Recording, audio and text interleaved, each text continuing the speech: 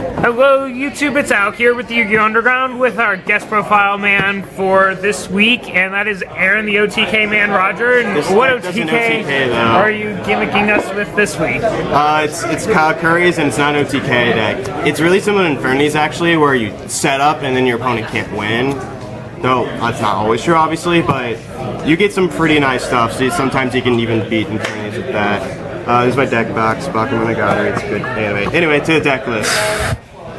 These allow you to have an extra normal summon. Obviously important because your extra normal summon is usually on these. I'm supposed to run 3 soldiers, but I couldn't find one. Out of everything in this deck I don't have a third soldier. Huh. Because this works when it's destroyed by battle, so if you have nothing, you set this. This, when it destroys a monster by battle, you can special summon a Kaurakuri from graveyard, which actually becomes relevant. Do you resolve that a lot? Not all the time, but I've been able to make it Stardust main phase 2 against, like, Trap Trick hands, so that obviously won me the game. So that's usually what your X normal is, unless certain things happen. This allows you to get to more combos. You Burrito effect, summon this, draw a card. Sometimes you make something and then do that to make Burrito, so you don't always just this into Burrito. Only 2 of this because you don't want to open with many of them, and your biggest combos usually just don't use them a lot, but sometimes you even summon it from deck and make Maturia Beast, so this is still really important at 2. Sometimes it may side at 1, but it's still really important. You play the Psychic Engine because it's standard. 2 Commander, I'm about to get the 3 tallies, that's really soon.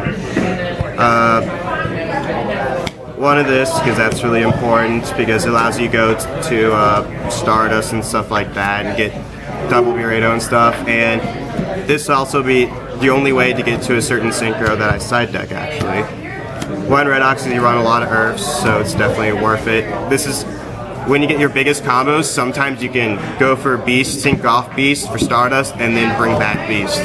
So, probably your best opening hands will eventually have this in your hand.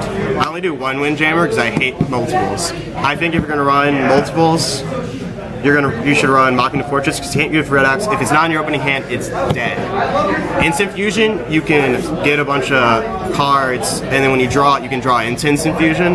You can set it as a bluff. This just stays in there forever. A lot of people are gonna disagree with me and run at least 2, and I understand. I'd never do 3. If this was Earth, I'd consider 2 for Red Ox. And yeah, that's really it. And this is what makes the deck somewhat viable now. I actually was building the deck before this came out, but yeah, Soul Charge. This is basically Soul Charge the deck, one of those. And I'm not always a fan of this card, but when you have a 1-card win condition and life points aren't really an issue, you play the 3 Upstarts. I don't believe in Upstart Fury, some people do, but if you have a 1-card win condition and life points don't matter, it's very important, honestly. There's the 3 tallies. I've actually owned this for like years and years, but these got lately. For the second engine, pull up sec. And 3 Instant Fusion, because even though I do 1 of that, you can draw into these later, you can set them as bluffs. 1 Book of Moon, because it's really important, you can stop Effect Failure. Like, you can bring up Burrito, bring out Nishi, you can chain this to, and they're trying to make Burrito, and then have the Nishpachi flip back face up and still do a combo. So this is really important. It's also really important defensive cards because you eventually draw to a few defensive cards to make sure your board isn't actually destroyed.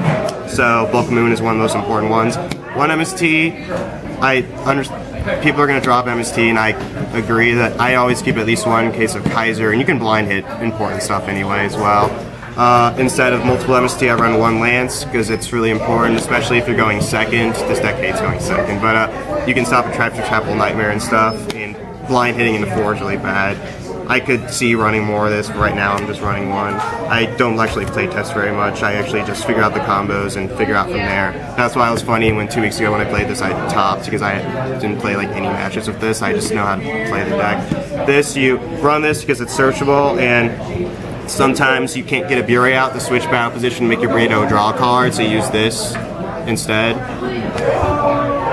And then you draw more. Only 1 desynchro because your field actually gets clogged really easily if you have Soul Charge, so it's not as useful as it used to be, but it's still useful enough to get the right combos. And then we get to the traps. 1 Compulse. I think it's still really important. I don't ever try to you can stop like Fire Hand, bounce the hand if you feel like you have no out, and then attack for game next turn. So you're just aggressive enough that it's good. Some people don't like this format. Whether you like it or not, when Shadows come out, this is actually a staple again, so done that. Use that one last, Solemn Warning, staple, hits hands. You have to be really careful with life points though, like I have one with 1,000 life points left because of Warning, Soul Charge, stuff. I was running Fiendish over this, but because I hate Bottomless, because I hate that it only works when you won't go first, but the deck only really works when you go first, so... But the biggest issues with this over Fiendish is maybe they have to Suicide and Ice Hand, or they can summon Exciton with 2 weak monsters like a Summoner Monk and Armageddon Knight. But otherwise, I'm going to try this. If this works better in Fiendish, I'll keep it in for sure then. Breakthrough Scale, you can use during a player's turn and negate stuff. And Storm of Battle isn't really much an issue as much. I do like Fiendish with Beast, but I made this run because of this. And also, Breakthrough Skill is really good with your negations. One Trap Stun is better if you go second, is better if you go first, basically. You side deck out and in accordingly. Because Naturi Beast, Royal Decree is really good. And even if people don't play that many spells, Decree is really good this format, but there's sometimes they have the removal for it. So if you can stop the removal, you can stop their hack completely. So that's really nice. So you go to the extra deck now. Star Eater. No topping deck list I've seen has ever run this. And that's because they don't know how to play the deck. Oh. Because there's a really important combo with this. And you have to run, even though it doesn't negate anything. Aaron, make a declaration of war on everyone else. Shots fired. The other guy, our locals, Eric, actually does run it. He's the only person I know, so I've seen 4 deck lists, including myself. So what's the combo? I think that's didn't you say important. you want to talk about it later? Yeah, okay. Yeah, now you're jumping the gun. One Leo, you can make Bure into level 3 tuner, make this. Sometimes it stops decks, other times you just do it because your field's clogged, honestly. So, it's just good enough. Stardust, it's really good this format if you really think about it. With all, like, Treacherous Apple Nightmares and stuff. Like, they have to, like... Destruction everywhere. They have to get rid of it, and then bring it back, and then try to bottomless, and then Nightmare it. That's like, they're out. Because you can Nightmare even if they're... The monster only has to be on the field when it activates, like, when it's trying to activate. It doesn't have to be on the field when... if it tributes its cost, you can still use Nightmare. That's important because a lot of people get that wrong. Anyway, Scrap Dragon, it's important removal. I only run 2 because I only got 2. I got really lazy, and honestly, it's really stuffed. It's like side and extra. Yeah. So that's why I'm signing 1 Synchro monster right now. So that's really tough. And only 2 of these because, well, they started probably. Yeah. They get another monster. Black Rose, sometimes you need to clear the board. Then you can Soul Charge afterwards, so it actually makes it worth it. The Cherry Beast, guy told me to cut it. So I tried to get advice for the deck and then no one's good. I hate that. The Cherry Beast is one of the main reasons to play this deck. Then you go to the Exceed, Spellgrand. It's really important. You make it with double Burrito. You lose points, but you didn't gain advantage. Big Eyes only rank 7 I run. I don't own Drac Sack, but I almost sided this, but I decided the main end. This is worth it. Would you switch it if you weren't poor? No, actually no, because with your field, it gets too clogged if you run Draco Sack. But then you can Big Eye something like a Fire Hand and then go for game. So this is actually more important. Actually, Big Eye like same Noble Knight guy twice because I got rid of the one that disallowed targeting and then took control of it. Then it was a defense when I tried to 101 it. That was funny too. You actually need to run a rank 3. People ran Zen mains or nothing. No, you run this. Yeah, like combos with Burrito so you can draw a card. Like I've done it where just because they do nothing and pass, I'm like end phase, activate effect, draw a card. My turn, switch attack code, draw a card. Also, seems good. Also, this is really important. If they think they can Suicide Fire Hand into anything, even if you don't have this on field, they're like Suicide Fire Hand, effect, switch whatever they're attacking defense for. That's really important.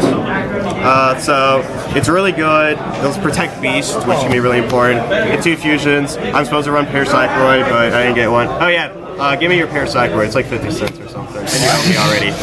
Paracycloid, that shitty thing in the Dragon's Legends. Language. Yeah. Oh, sorry. Bicycle? Yeah, the bicycle. Bicycle. You're supposed to run it because you're red ox for it, but you don't really care. I'm just running 1 of each because fuck it at that point. Did I? Oh yeah, I'm terrible. I have to see if I have any. I think I threw all of them at Mike. What? I didn't want them. Whatever. Side, 2 maxi. I went to the main but I eventually cut them. And it's French. But hi. The rarity horse standing behind you. Yeah. You didn't like it, so it wasn't a secret. But anyway, yeah. They get you to your hand traps. One you need Crow because it hits more things you need to hit than Baylor does, honestly. And there's one that people don't really citing very much, and that's Cycle Reader. And the main reason I do this is actually because if you have Instant Fusion, Soul Charge, and you don't have a Kaurakuri level 3 tuner, but you have this, you can still go off. Because it's a machine tuner. It's a level 3 machine tuner, which is kind of what matters. So I probably won't side this very often, but when I do, I can, if I open it, I'll be like, alright, that's fine. So, it's alright. Now this is my side Barkion. It's Side Barkion. I used to side Orient Dragon. But this is Barkion. I side Barkion because he's not very easy to make. But if you're going against a deck where you can win with it, you can make it, and then you decide out something like an extra one of this or something. Force make it. I know how to make it. You basically need this and this, and I have multiple ways to get both of those together. You have to there's this and this. Anyway, so this is really important against those trap decks, and then you can win just because of it. Soul Taker because it makes stuff like hands miss timing, and importantly, you can Bure. So people are like, should I run Cross Out or Soul Taker? Bure, you just run Soul Taker because no matter what's gonna be face up. You can also hit like a Thunder King and stuff, but yeah. Forbidden Graveyard, I haven't been able to side this yet, but it stops hands and stuff, and it works well under Decree, so that's important. Encore is an Ophion, basically. This because the hands affect Baylor. It is kind of risky with Soul Charge. Usually you use it when you go seconds. It's kind of iffy, but you kind of really need it at the same times, like you sided against hand stuff too. Macro because there's a lot of decks for Revolver and Gravy right now. One Light Mirror because there's a lot of light decks and this is good. Soul Drain because it's really good this format. I wanted to main it in decks. Like I want to main this Raccoon so badly. I want to main Soul Drain and Raccoon so badly. They don't have anything. 2 Decrees. I was playing 1 inside, but I bumped up to 2 because I never seem to use Rivalry or goes in. Because if you go first and you know they're playing a trap deck and you really don't want to go for Barkion, but you already open up Decree, then you're safe, basically. And then if you're going second, trap stun. So basically that's your choice. And that's the deck. Did you want to talk? I can talk about one combo in this video, or do you just want to stop? We're at 14, so we'll stop. And guys, stay tuned because we're going to put a combo video right after this for those of you who are interested.